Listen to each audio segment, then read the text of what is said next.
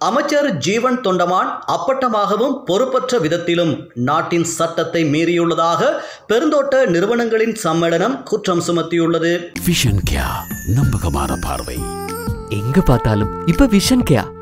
அண்மையில் நுவரெலியா பீட்ரூட் தோட்டத்தில் அமைச்சர் ஜீவன் தொண்டமான் வெளிப்படுத்திய சட்டவிரோத மற்றும் ஏற்றுக்கொள்ள முடியாத நடத்தையை கடுமையாக கண்டிப்பதாகவும் பெருந்தோட்ட நிறுவனங்களின் சம்மேளனம் அறிக்கை ஒன்றை வெளியிட்டுள்ளது. அவர் சட்டத்தை புறக்கணிப்பதும் அச்சுறுத்தல் தந்திரங்களை பயன்படுத்துவதும் பெருந்தோட்ட சமூகத்தில் பெரும் கவலையையும் பீதியையும் ஏற்படுத்தியுள்ளதாக அந்த அறிக்கையில் குறிப்பிடப்பட்டுள்ளது.